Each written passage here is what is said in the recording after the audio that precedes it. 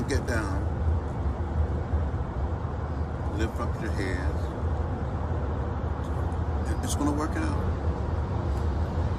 That is a tremendous faith, and I want to share with you that in my community in Newark there was a woman whose child was murdered in the buildings, these high-rise projects which I lived, and I remember asking her why she still stayed in those projects when her son was murdered there, and she sort of looked at me almost with a smile, amused by the question, and what she ended up saying was she stays in those projects because she's in charge of Homeland Security.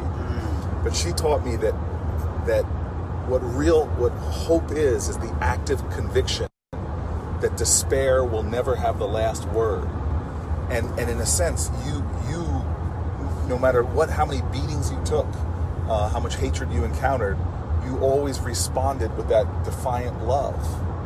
Well, I truly believe that we must not allow hate to have the last word. When I was beaten and left bloody and unconscious on that bridge in Selma, I thought I saw death. I thought I was going to die. But by the grace of God and the help of so many people, I survived. And I'm going back there on many occasions to stand to others that I'm a living witness that you can't overcome bitterness and hate and violence. Hate must never, ever have the last word. Well, I love the fact that you picked up the torch. As a young person, you didn't wait for somebody to appoint you, to elect you. You just got out there as an activist, picked up that torch, carried it down the line. And what's beautiful is that you haven't let go of that torch yet. God ain't finished with you yet. We're still in Congress to serving together. And I just love the fact that, as long as there's been breath in your body, you seem to be fighting for the ideals of justice. But I have another question for you. You also said you studied nonviolence, and I know that King did the same thing. And he was such a thoughtful man. I've been rereading many of his speeches as I think about the next stage in my life. And I'm just wondering when we celebrate a Martin Luther King weekend like this, there was so much about the philosophy of nonviolence, the studying. I mean, when you listen to his speeches, he talks about Martin Buber. I mean, he pulls from Reinhold Niebuhr. He was a very learned man who brought knowledge and education, but also into action. And I'm wondering, your studies as well.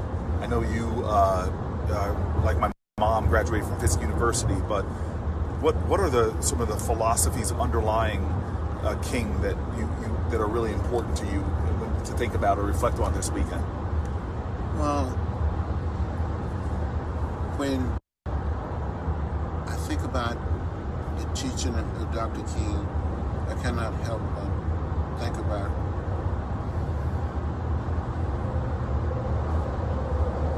what he learned from the teaching of Gandhi, from reading Gandhi and studying Gandhi.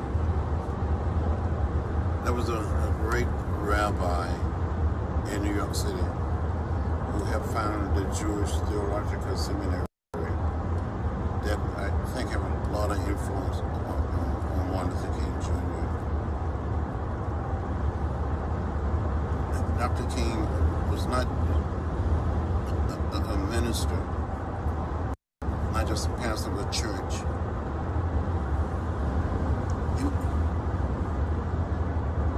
He was a disciple of Jesus, a disciple of Gandhi.